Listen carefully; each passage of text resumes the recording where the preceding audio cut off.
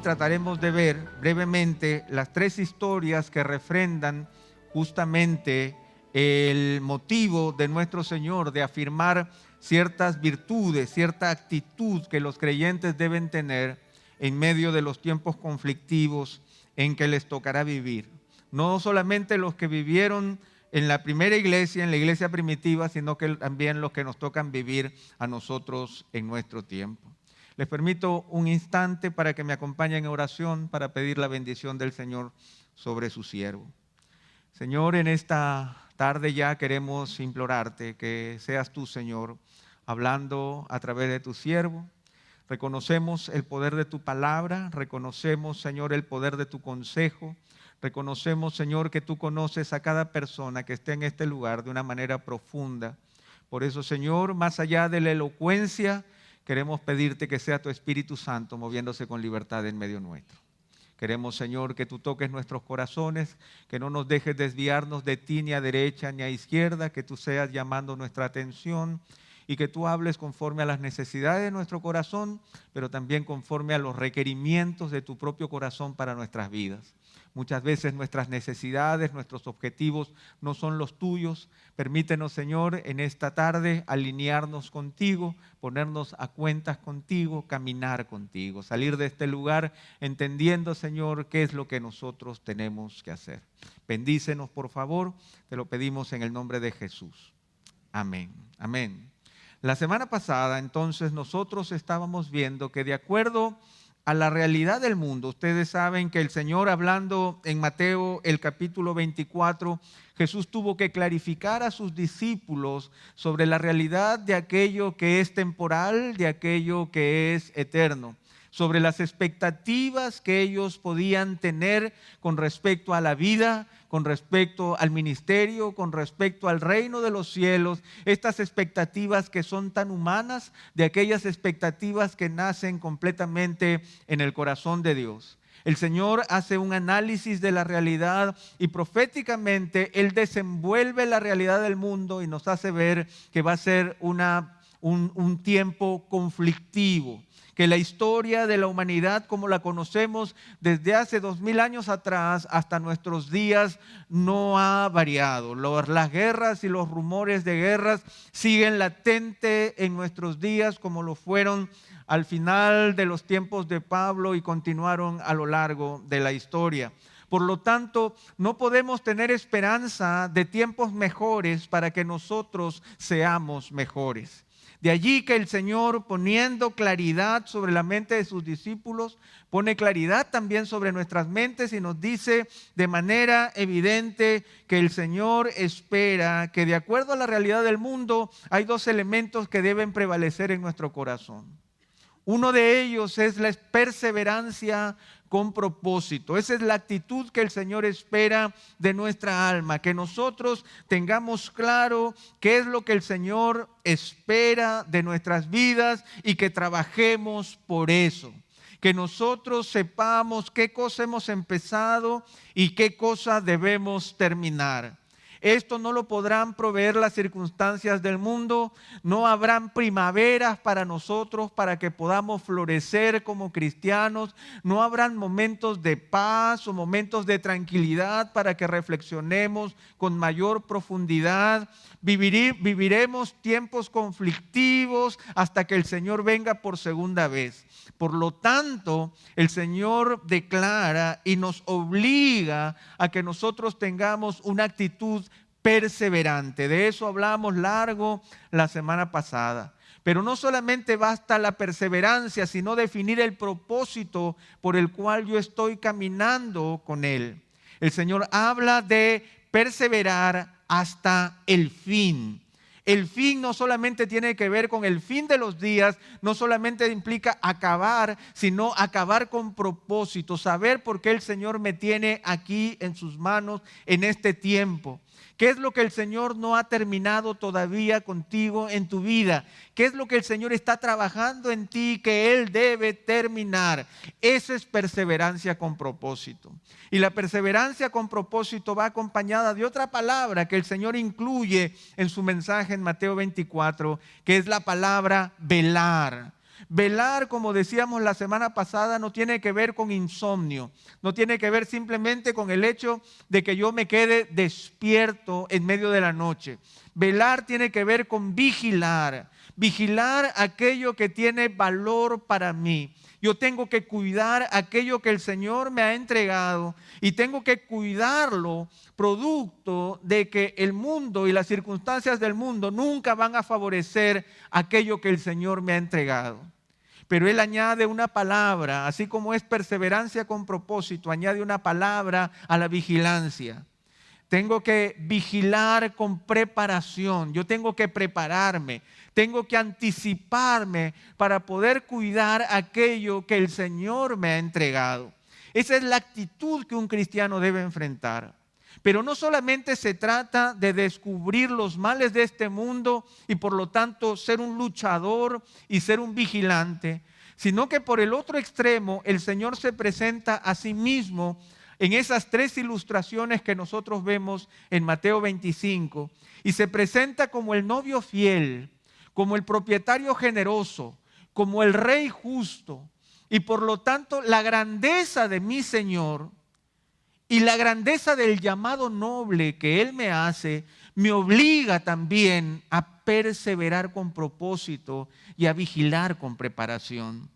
Miren la grandeza del Señor y miren la grandeza de su llamado, de tal manera que yo tengo que cuidar aquello que el Señor me ha dado. Tengo que perseverar en caminar con Él, porque mi Dios es fiel, yo no puedo ser infiel. Mi Dios es generoso, yo no puedo ser tacaño. Mi Señor es justo y compasivo, yo no puedo dejar de serlo. Yo tengo que caminar con Él. Y por lo tanto se dan estas dos instancias. Por un lado, un mundo que no nos acompaña y por el otro lado, un Señor que nos demanda. Por eso es que debemos perseverar con propósito. Y por eso es que debemos vigilar con preparación. Ahora, el Señor da tres ilustraciones.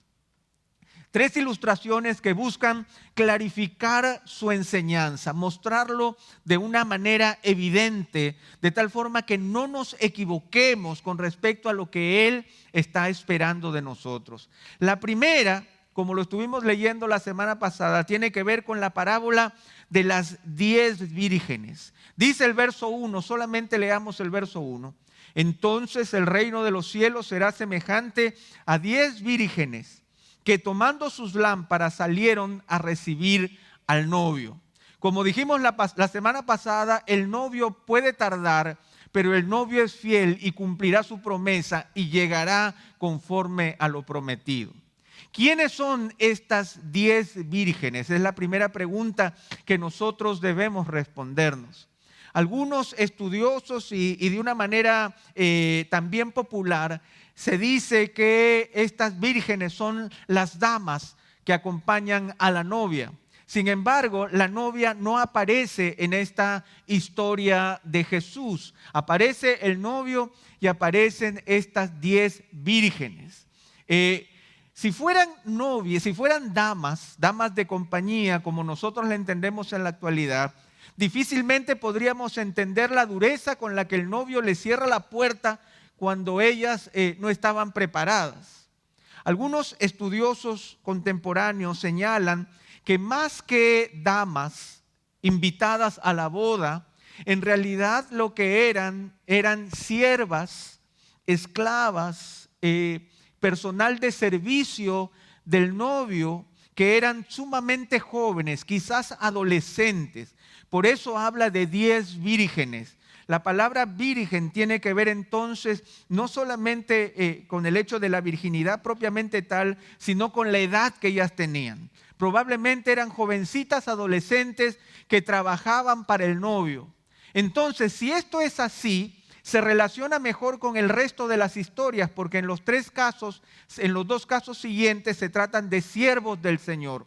Los siervos que reciben los talentos y los siervos que son juzgados por el Señor al final de los tiempos por la obra que realizaron. Entonces estamos hablando aquí de jovencitas adolescentes que estaban al servicio del novio y que tenían que realizar una tarea en el proceso de llegada del novio a su casa para la celebración de la boda. ¿Qué es lo que ellas tenían que hacer?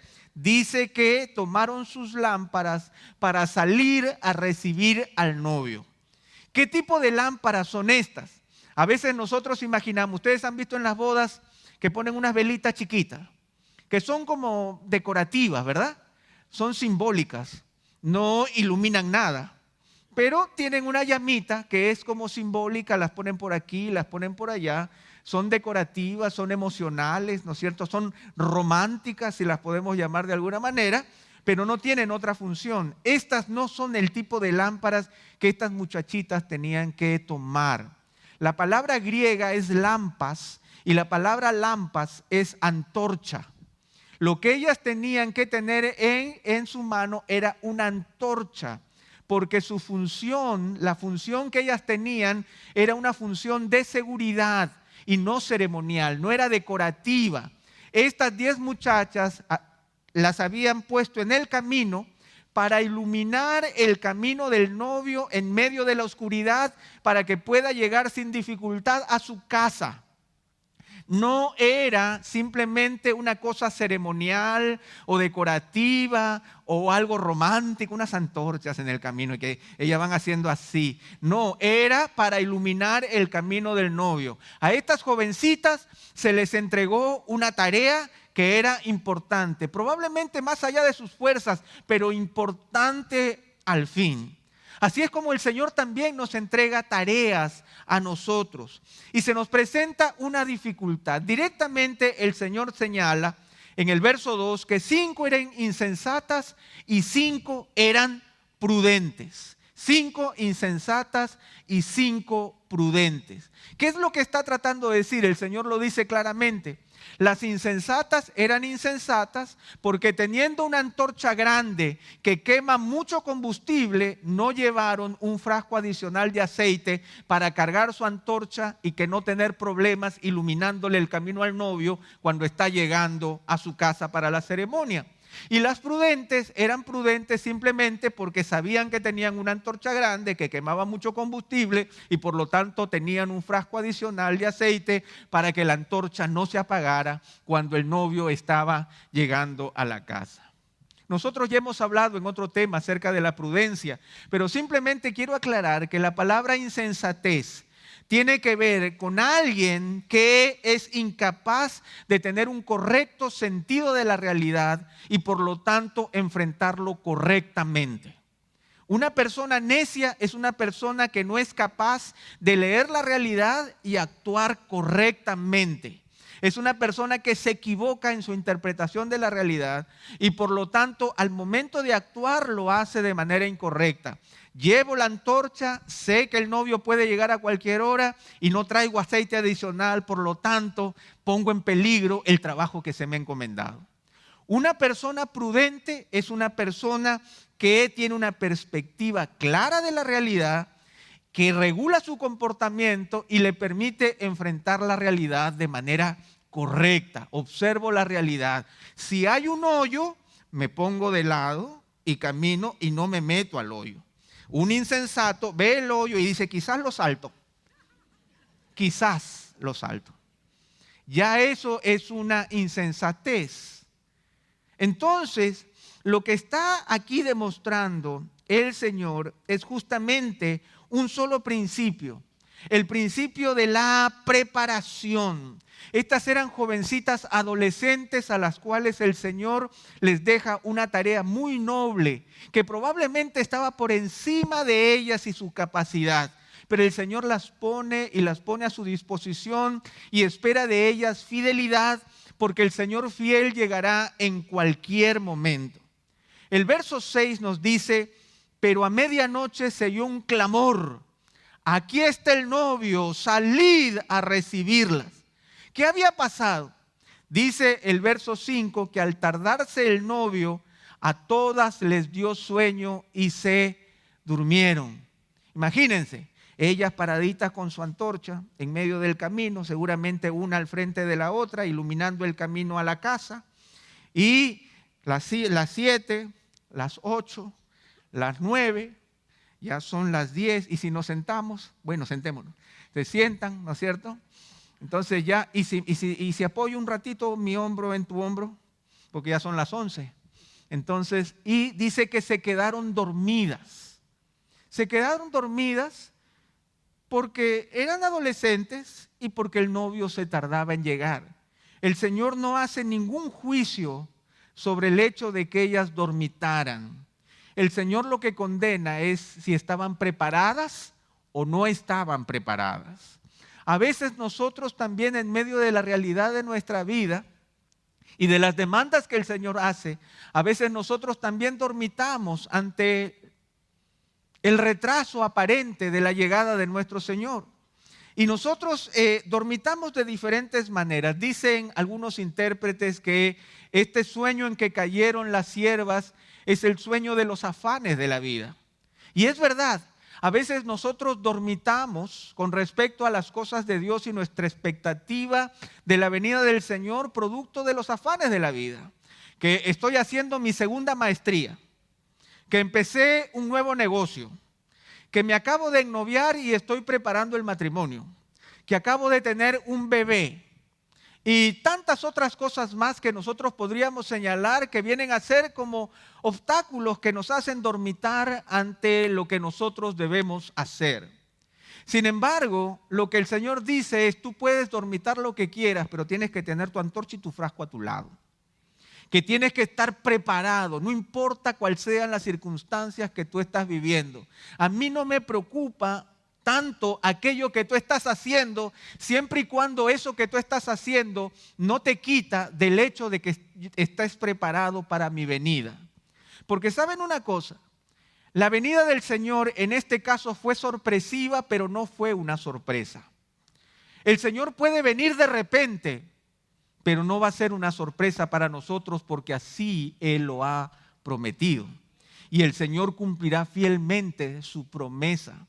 Por lo tanto, en medio de las cosas que nosotros estamos haciendo, nosotros tenemos que preguntarnos si es que esas cosas que yo tengo a mi lado, que me demandan, la maestría, el estudio, la novia, el novio, el futuro matrimonio, que acabo de tener un bebé, que acabo de empezar un negocio, que perdí el trabajo, que tengo problemas de este tipo, del otro tipo, que estoy pensando que voy a estudiar en el futuro, que quiero prepararme para la universidad, que tengo 4 exámenes o lo que tú quieras. Que nada de eso sea un obstáculo en el hecho de decir delante del Señor: estoy preparado para que tú llegues. Estoy preparado para tu venida. Eso es lo que el Señor está condenando y eso es lo que tiene que ver con la perseverancia con propósito. El Señor les deja un encargo claro a estas adolescentes y ellas tienen que cumplirlo. No había secretos, no había dudas. Lo único que había duda era en qué momento el Señor iba a llegar. Por lo tanto, ellas tenían que estar en su puesto, preparadas para esa tarea. ¿Qué es lo que sucede? Que a medianoche, como lo hemos leído, se oye el clamor. Aquí está el novio, salid a recibirla, las jovencitas se paran, se ponen en su sitio, encienden la antorcha. ¿Y qué sucede? La antorcha se empieza a apagar y las insensatas empiezan a pedirle a las prudentes que le pasen de su aceite. Y en ese instante se da una conversación entre ellas. Versos 8 y 9 dice: las insensatas dijeron a las prudentes: dadnos de vuestro aceite, porque nuestras lámparas se apagan. Pero las prudentes respondieron diciendo: no sea que no haya suficiente para nosotras y para vosotras. Id más bien a los que venden y comprad para vosotras. O sea, lo que sucede básicamente es que ante la falta de preparación y ante la falta de estar listas para la tarea, las insensatas le dijeron a las prudentes: bajemos el estándar. Porque si se me apaga a mí, entonces dame de lo que tienes para que se nos apague a las 2. Eso es básicamente lo que les está diciendo. Pongamos en peligro la llegada del novio, ya que no tenemos el aceite y no lo preparamos a tiempo. Entonces vamos a bajar el estándar para que se nos apague a todos, de tal manera que el Señor no tenga a quién culpar. Porque finalmente no tuvimos aceite ninguna de nosotras. Lo que está claro es que inmediatamente ellas, las prudentes, dijeron: esto es imposible, porque nosotros le vamos a ser fiel al Señor y no a ustedes. Nosotras nos preparamos para Él y no para suplirlas a ustedes. Por lo tanto, nuestra expectativa está con la llegada del Señor y no con lo que ustedes estén viviendo de manera particular. Y ahí es donde el Señor nos aclara otra perspectiva importante acerca de la vida. No podemos escondernos en medio de la multitud. Mal de muchos, consuelo de tontos, dice el dicho popular. Y a veces nosotros nos podemos esconder en medio de la mediocridad de la multitud, pero el Señor nos enseña que nuestra preparación tiene que ver con su fidelidad. Si Él es fiel, yo voy a ser leal. Esa es la demanda que el Señor está reclamando en ese momento. Lo interesante es que se le pide a ellas que vayan a comprar. ¿Qué hora era? ¿Qué hora era? Karel, ¿qué hora era? Era medianoche, era como ya tienen que ser 12:30 más o menos. Vayan a comprar. En la Palestina antigua, donde todo a las 4 de la tarde quedaba cerrado, porque a las 6 de la tarde ya era el día siguiente. ¿A dónde podían ir a comprar? Algunos estudiosos dicen que debido a que era una conmemoración, probablemente los colmados estaban abiertos. Probablemente. Entonces ellas fueron a comprar aceite. Lo cierto es que ellas tuvieron que conseguir aceite. ¿Cuánto se demoraron en llegar para conseguir aceite? No, ¿1 hora? ¿Dónde quedaba la tienda? ¿Dónde quedaba la casa del novio y dónde estaba el colmado? No sabemos.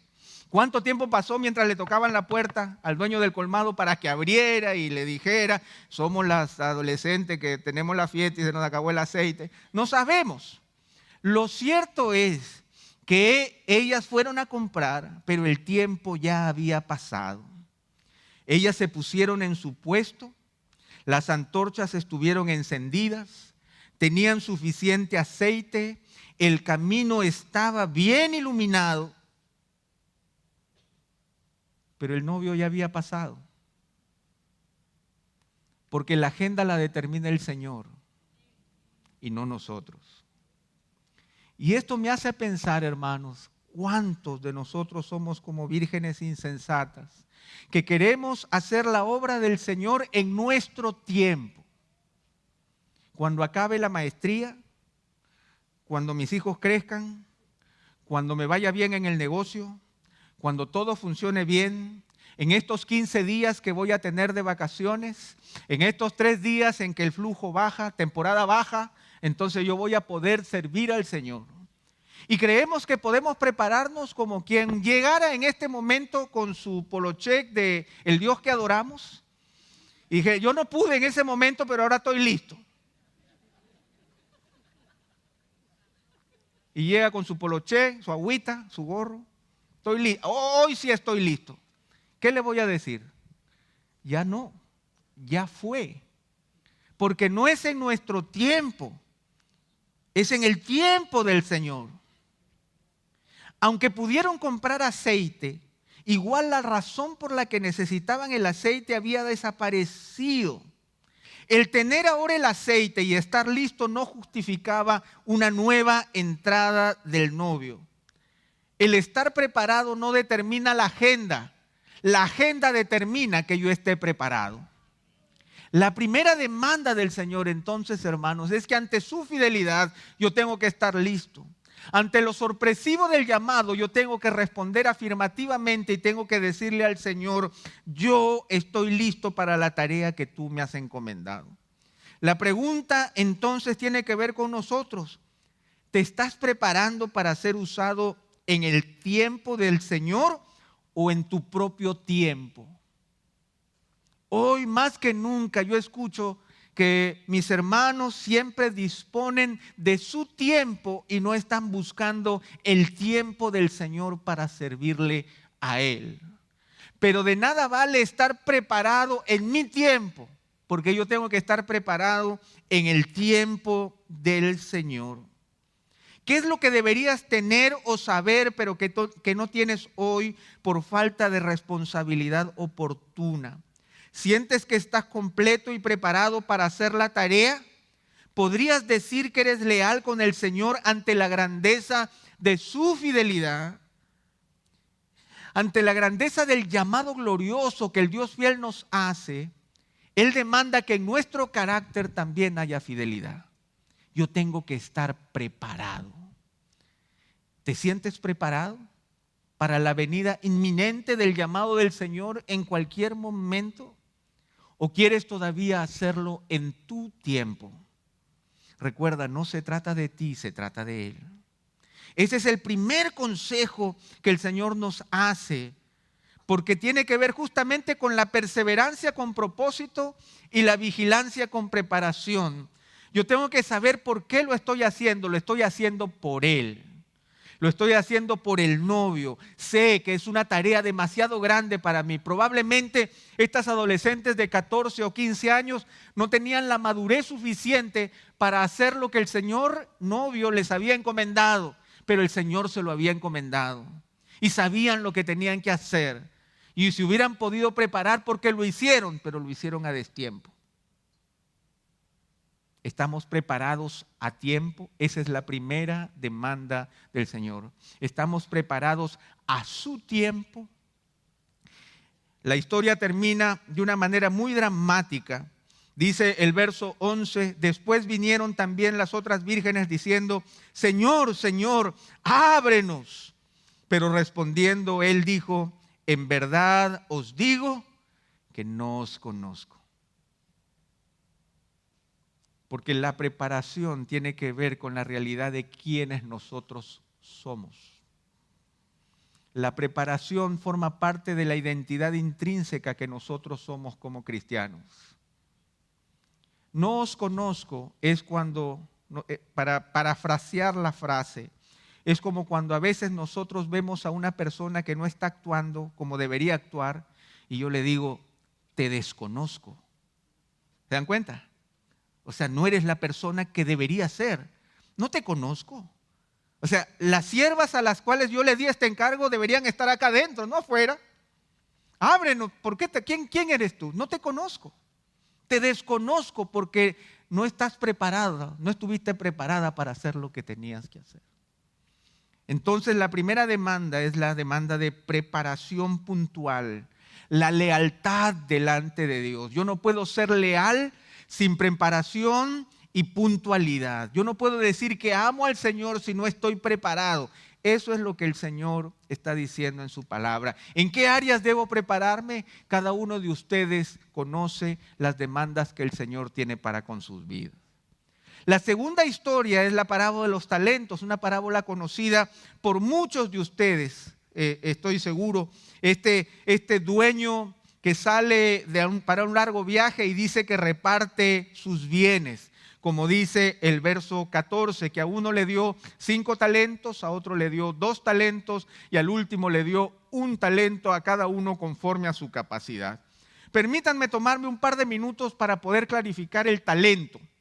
Un talento o un talento de plata, como se le conocía en el tiempo de Jesús, pesaba aproximadamente 75 libras o 34 kilos. Este peso se había tomado en relación a lo que un soldado romano que salía a campaña podía cargar en su espalda. Ese era el peso. El talento era el peso en plata que un soldado romano podía cargar en la espalda. Se calculaba que eran 75 libras. En nuestro tiempo, un talento de plata costaría aproximadamente, al tipo de cambio de hoy de la plata, costaría $23,287. Eso significaría que el Señor repartió en esta historia alrededor de $200,000. Una pequeña fortuna, por llamarlo de alguna manera. Sin embargo, no estamos siendo ciertos o veraces con nuestra aproximación porque es muy actual. Porque era muchísimo mayor en el tiempo de Jesús. Un talento se podía cambiar por 6,000 denarios. Un denario era el salario diario de un obrero en el tiempo de Jesús. Por lo tanto, lo que el Señor estaba repartiendo en ese momento entre sus siervos era una verdadera fortuna. Porque le estaba dando al primero 5 talentos, que son 96 años de trabajo. 96 años de trabajo. Al segundo le estaba dando 38 años de trabajo y al tercero 19 años de trabajo. Si nosotros quisiéramos ponerlo en nuestro tiempo actual, si nosotros dijéramos que un salario promedio, para ponerlo simplemente en medida de 30,000 pesos dominicanos mensuales, si nosotros lo multiplicamos por 96 años, estamos diciendo que al primer siervo le dio $808,000, al segundo $320,000 y al tercero $160,000. El Señor repartió en ese momento $1,300,000 entre sus siervos.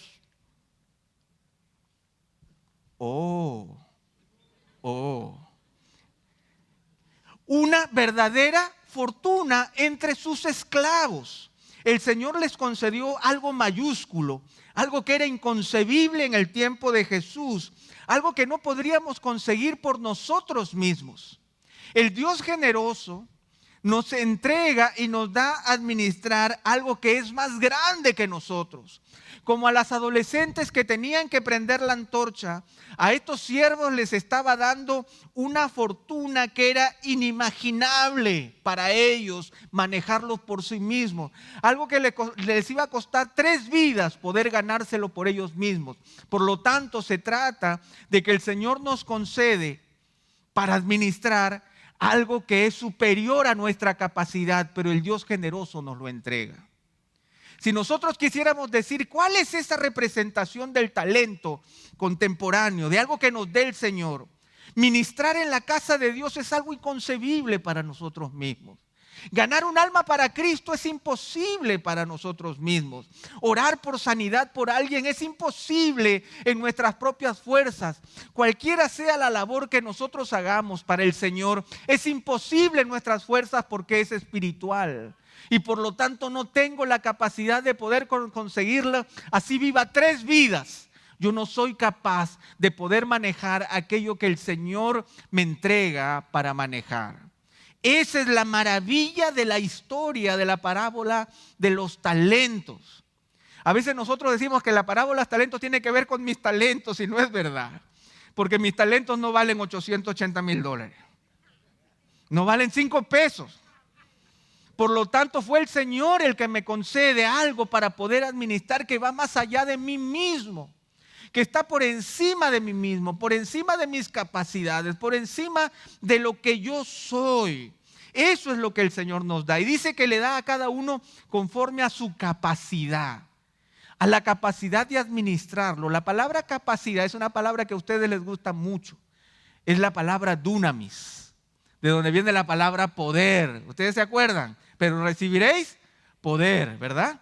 Y para nosotros nos suena a dinamita o a dínamo o a una gran capacidad. Pero en la Biblia, la palabra dunamis es simplemente la capacidad de poder concretar aquello que he empezado. Esa es la idea de capacidad. Por lo tanto, el Señor me entrega una fortuna, pero el Señor dice que yo tengo la capacidad para poder hacer aquello que el Señor me ha entregado. Por lo tanto, ¿cuál es la primera demanda? En las siervas era que ellas estén preparadas. ¿Cuál es la demanda con aquellos que están administrando los talentos? Pues la demanda es que seamos valientes. Porque si a mí me dan $1,000,000 para administrar, mi mano me va a temblar. Yo no voy a ir por ahí, voy a comprar acciones. Que viene alguien y me dice, mira, acá este negocito que sale muy bien, tú con $200,000 te doy $300,000. No, qué miedo el poder meterle mano a algo que me han encargado, ¿verdad?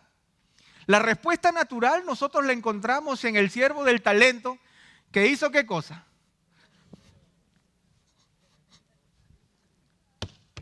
Y que nadie vea dónde lo puso. Esconder esta fortuna que el Señor me ha dado. Pero eso no fue lo que sucedió. Dice que básicamente que el que había recibido, dice el verso 16, los 5 talentos, enseguida fue y negoció con ellos y ganó otros 5 talentos. Enseguida fue. ¿Qué es eso? Sino valentía. ¿Qué es eso? Sino coraje. C.S. Lewis decía, el coraje es el prerequisito para la práctica de todas las demás virtudes, porque si no, uno sería virtuoso solo cuando la virtud no cuesta nada. El coraje es la madre de todas las virtudes, porque yo tengo que ser valiente para poder hacer aquello que el Señor me está demandando. Y el primero fue valiente. De tal forma que a las siervas adolescentes le dice, tienen que estar preparadas. Y a los siervos le dice, tienen que ser valientes. ¿No fue eso lo que el Señor le dijo a Josué antes de entrar a la tierra prometida? ¿Recuerdan ustedes sobre qué zapatos tenía que ponerse Moisés? Tenía que ponerse Josué. Sobre los zapatos de Moisés. 40 años de un ministerio prodigioso. Ahora tenía que entrar a una tierra plagada de enemigos y con un Israel que no era tampoco, ¿verdad? Imagínense él. Entonces, ¿qué le dice el Señor? ¿Qué es lo que espero de ti? Esfuérzate y sé valiente. No temas ni desmayes, porque yo soy tu Dios que te esfuerzo. Esa demanda es la que aparece en el texto de manera velada. Y eso es lo que nosotros reconocemos, que es la segunda expectativa de alguien que persevera con propósito y que vigila con preparación. Se espera que esté preparado y se espera que sea valiente, porque nadie puede tomar en las manos aquello que el Señor le está entregando. Nadie puede decir, pan con mantequilla para mí, para hacer aquello que el Señor me demanda, sin importar el lugar en que el Señor nos quiera. Porque se trata de las cosas del Dios Santo, que generosamente Él nos concede. Por eso es que el Señor, de una manera clara, el Señor celebra cuando Él viene de vuelta después de mucho tiempo. Dice que el Señor viene a arreglar cuentas, porque el Señor va a arreglar cuentas con nosotros. Y dice, llegando el que había recibido los 5 talentos, trajo otros 5 talentos diciendo, Señor, me entregaste 5, mira, he ganado otros 5. Y su Señor le dijo, bien, siervo bueno y fiel, en lo poco fuiste fiel, sobre mucho te pondré, entra en el gozo de tu Señor. Hay una cosa importante que nosotros debemos aprender con respecto al Señor. A veces nosotros quisiéramos que el Señor solamente mire la actitud de mi corazón. Señor, mire, esto está feíto, pero lo hice con todo mi corazón. A ver, dilo eso a tu jefe. Díselo anda a tu trabajo y dile, lo hice de todo corazón. El Señor empieza afirmando que la actitud del corazón va a proveer el esfuerzo y la valentía para hacer las cosas bien hacia afuera. Por eso lo primero que le dice es bien, bien hecho. Ahí está la tarea. Pero yo no me quedo con eso. El Señor no empieza a alabar. Mira, ahora tengo 5 talentos más, otro milloncito de dólares. ¡Qué bueno! Porque para el Señor eso es insignificante. Miren que le dice, en lo poco fuiste fiel. En lo poco con respecto a lo de Él.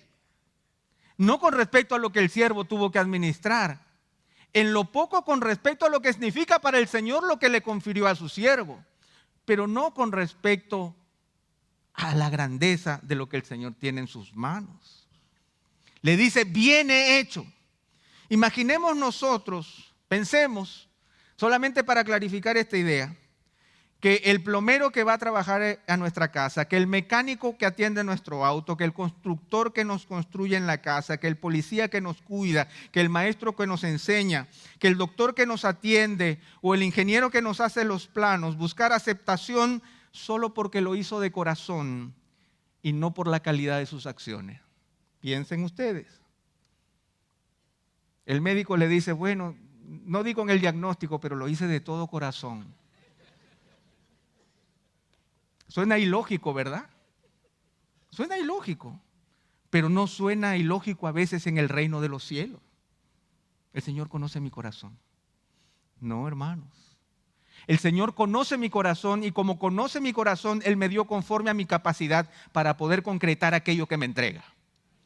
Esa es la demanda, esa es la realidad del cielo. El Señor no se equivoca. El Señor no me da más de lo que yo puedo manejar. Pero el Señor me da aquello que yo puedo manejar. El Señor es un Dios amoroso, compasivo, que atiende nuestra realidad. Por eso es que luego Él no le señala a este siervo eficiente valores profesionales o intelectuales, sino que le dice: tú has sido bueno y has sido fiel. Has sido afable, benévolo, piadoso, templado, calmado. Alguien que ha hecho lo correcto, alguien que es honorable, alguien que es de provecho. Tú eres bueno y tú eres fiel, tú eres leal. No has defraudado la confianza que he depositado en ti. Eres constante en tus afectos, eres constante en el cumplimiento de tus obligaciones. Tú no me has dejado mal. Eso es lo que el Señor reclama y reconoce en sus dos siervos, que habían cumplido con aquello que el Señor sabía que ellos podían cumplir. Finalmente, nosotros vemos que el Señor les dice: miren, bien siervo bueno y fiel, en lo poco fuiste fiel, sobre mucho te pondré. Esto significa, a veces piensan que sobre mucho te pondré es que yo voy a ser dueño de los talentos, y no dice eso. Te voy a poner a administrar más. Te voy a dar más oportunidades para que tú muestres la capacidad que yo te he entregado para gloria de mi nombre, para beneficio de mi reino. Sobre poco has sido fiel, más te voy a dar.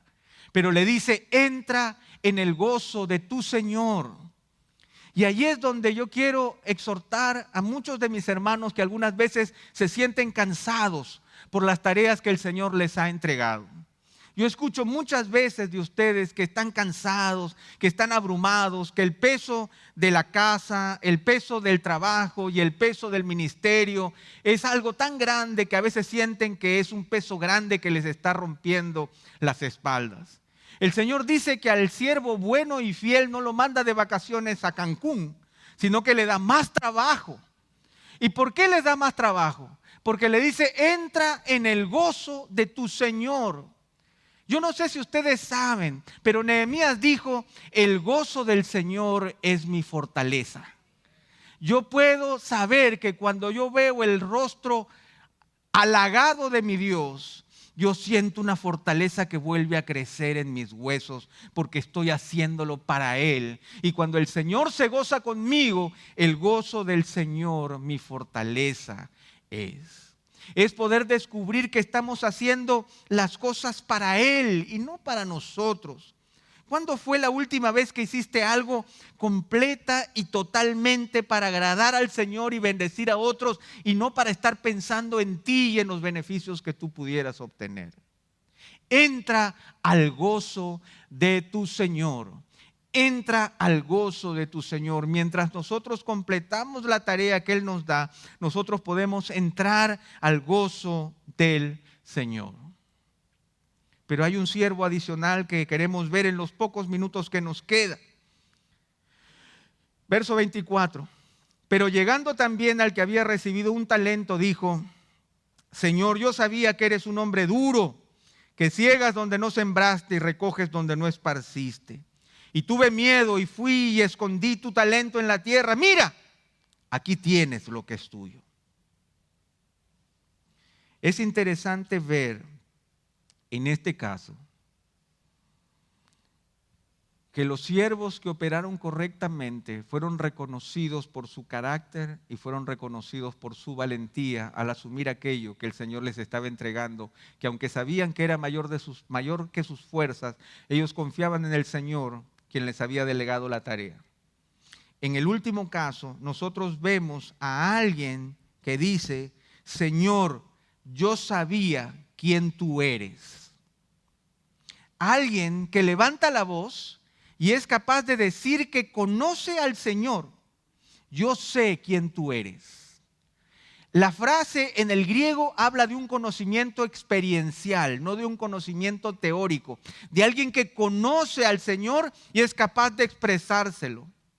Y le dice: Señor, yo sé quién tú eres. Tú eres un hombre duro. El conocimiento que él tenía del Señor era el conocimiento que le llevó a tomar las decisiones que lo llevaron a enterrar el talento en la tierra. Lamentablemente era un conocimiento equivocado de quién era el Señor. ¿Por qué? Porque lo presenta como egoísta, como avaro, un hombre inflexible, riguroso, inmisericordiante, severo, alguien que exige más de lo que debiera exigir, alguien duro. Y hermanos, aquí viene también una aclaración para nuestras vidas. Mientras más y mejor conozcamos al Señor, más y mejor le vamos a servir. Mientras nosotros no conozcamos quién es el Señor, vamos a permanecer sentados observando al resto haciendo lo que tú deberías estar haciendo. Eso es lo que nos demuestra este pasaje. Este pasaje nosotros encontramos en este siervo a alguien que culpa al Señor, generando una falsa percepción de su carácter, excusándose a sí mismo con un falso sentido de cuidado. Señor, yo cuidé lo que es tuyo, lo escondí en la tierra, ahora te lo devuelvo. Mira, igualito. ¿Cuántos de nosotros tenemos un talento escondido en nuestros brazos o escondido en algún lugar de nuestra casa o de nuestra alma y no lo estamos poniendo a producir porque no somos valientes y porque no tenemos un claro conocimiento de quién es nuestro Dios? Porque ¿cuál es la excusa que nosotros podríamos decirle al Señor para no servirle con propiedad? ¿Cuál sería la excusa? ¿El trabajo? ¿La familia? ¿La esposa? ¿El novio? ¿La novia? ¿La crisis económica? Todas esas excusas serían para decirle a Dios, tú no tienes cuidado de mí, por lo tanto yo no tengo cuidado de las cosas que tú me estás encargando. Señor, tú no estás viendo lo complicado que estoy. Entonces nuestro Dios, que es Señor de nuestras vidas, no está teniendo cuidado de nuestras vidas. Por lo tanto siempre terminaremos culpándolo a Él. El Señor le llama a este hombre malo y perezoso.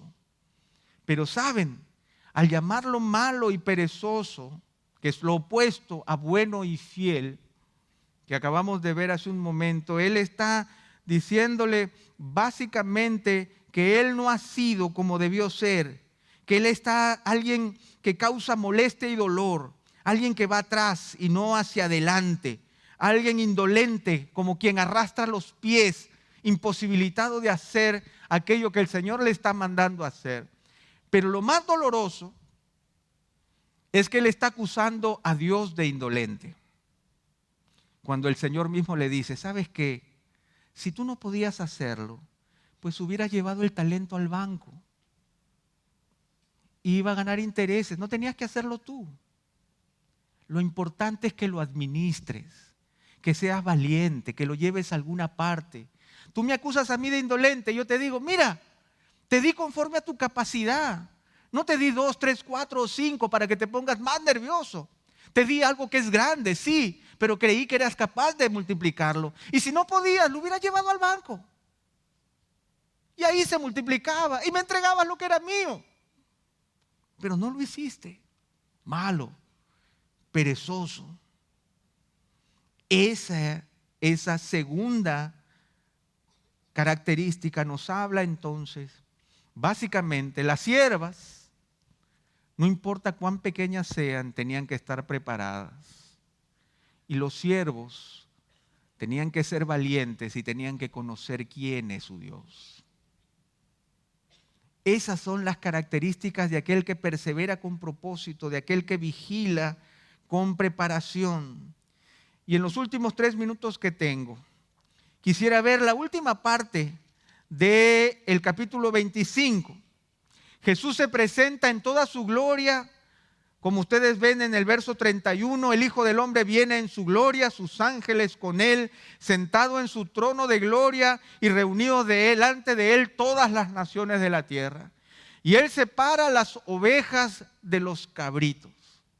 Pero yo quisiera quedarme solamente con un aspecto de la realidad que el Señor está presentando aquí.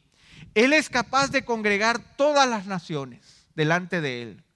Y es capaz de entre todas las naciones separar ovejas de cabritos por su sola sabiduría. En medio de una inmensa diversidad, el Señor separa y congrega solamente dos grupos. Y dos grupos que son juzgados por una sola responsabilidad. Por aquellos que hicieron lo que tenían que hacer y por aquellos que no hicieron lo que tenían que hacer. ¿Cómo es que el Señor mide esa realidad tan profunda? El Señor dice en el verso 34, entonces el rey dirá a los de su derecha, venid, benditos de mi Padre, heredad el reino preparado para vosotros desde la fundación del mundo, porque tuve hambre y me disteis de comer, tuve sed y me disteis de beber, fui forastero y me recibisteis, estaba desnudo y me vestisteis, enfermo y me visitasteis, en la cárcel y vinisteis a mí. El Señor declara básicamente la grandeza de su compasión, la grandeza del carácter de nuestro Dios misericordioso. Porque por un lado, en el primer versículo que nosotros vimos, el Señor se presenta en toda su majestad. Un rey poderoso, rodeado de ángeles, sentado en su trono, en toda su gloria, capaz de congregar a todas las naciones de la tierra. Y por el otro lado, Él se presenta como aquel que está en medio de los necesitados.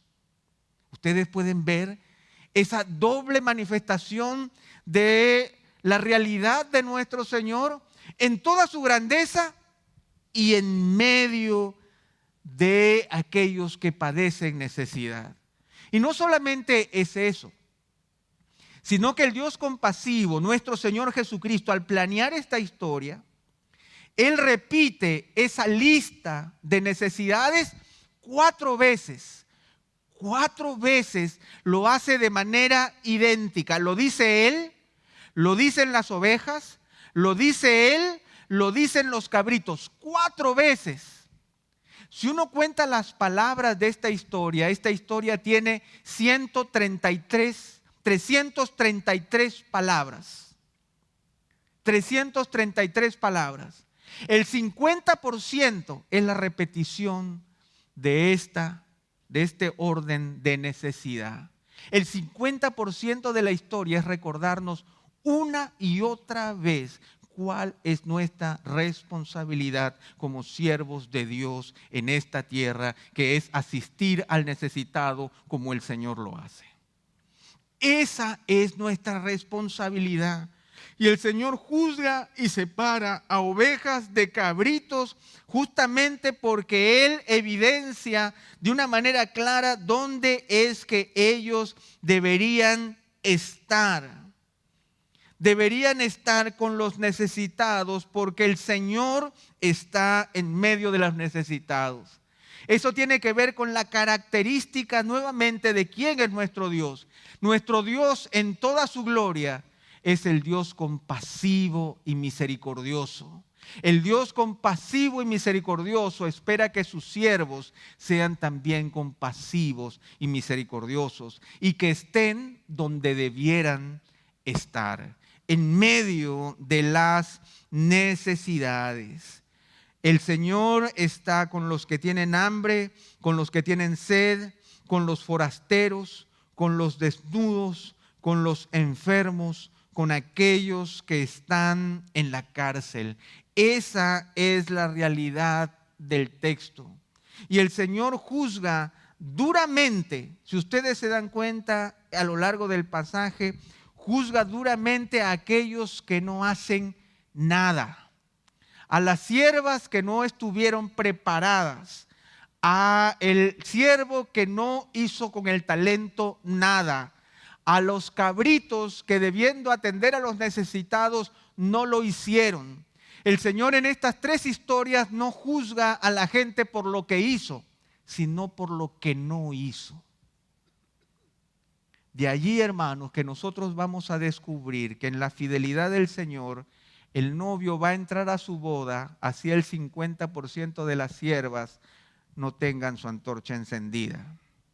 El Señor no va a perder un centavo, porque el Señor no perdió un solo talento de aquello que Él entregó, porque aún el siervo inútil le devolvió el talento que le había dado, porque el Señor no va a perder por nosotros ni un centavo. El Señor, que es el Rey compasivo y justo, no va a dejar de alimentar al hambriento, ni de vestir al desnudo, ni visitar al preso, porque nosotros no lo hacemos, porque Él lo va a lograr de todas maneras, porque Él va a estar presente con el que lo necesita. El prejuicio tiene que ver conmigo, que no disfruto la bendición de estar con Él donde debiera, de no compartir su carácter como yo debiera, de no estar con Él como debiera, porque no perseveré con propósito, porque no vigilé con preparación. El Señor nos demanda, hermanos, finalmente entonces, habiéndose acabado mi tiempo, a que nosotros examinemos nuestro corazón, a que podamos analizar nuestras vidas y descubrir dónde es que nosotros estamos. ¿En qué lugar nosotros nos encontramos? Estar preparado en el tiempo del Señor, no en mi tiempo. Yo no tengo que preocuparme tan solamente de estar listo cuando yo pueda estar. El Señor sabe. El Señor sabe, no, el Señor sabe que Él es Rey de Reyes y Señor de Señores, y tú debes saberlo también. Por lo tanto, tú tienes que estar preparado cuando Él espera que tú estés preparado. Después ya no significará nada para Él. El Señor espera que nosotros podamos asumir tareas que nosotros no podemos asumir, pero las asumiremos con valentía porque el Señor ha prometido que la podemos hacer en el poder de su fuerza. Es importante que nosotros volvamos a analizar cuál es nuestro concepto de Dios, porque sobre nuestro concepto de Dios es que nosotros le servimos. Quizás tú estás paralizado porque tu concepto de Dios está equivocado y tú estás juzgando en Dios características que Él no tiene y está esperando que tú le conozcas perfectamente para que tú le puedas servir fielmente. Y por último, que recordemos en este ensayo final en donde el Señor manifiesta su venida en gloria, que el Señor va a manifestar su venida en gloria, pero lo primero que va a buscar en nosotros es que nosotros hayamos correspondido a su carácter compasivo y misericordia, atendiendo a aquellos que más lo necesitan. Allí es donde está nuestro Señor. Allí es donde espera encontrarnos a nosotros. Las ovejas y los cabritos se sorprendieron de que el Señor estuviera en medio de ellos, en medio de los necesitados. Pero las ovejas dijeron: Señor, ¿cuándo te vimos? Yo estuve allí y ellos estuvieron allí. El problema con los cabritos es que ellos no lo hicieron y no estuvieron allí. Esa es nuestra gran demanda. Hermanos, que el Señor nos pueda encontrar apercibidos en nuestra vida, que seamos una iglesia en donde nosotros estemos activos, sirviéndole, conociéndole, estando preparados, caminando con Él, asumiendo con valentía las demandas que Él nos hace, conociéndole profundamente y sirviéndole conforme a la realidad compasiva de un Rey que tiene misericordia de toda la gente y que espera que nosotros respondamos con misericordia y compasión ante esa misma necesidad.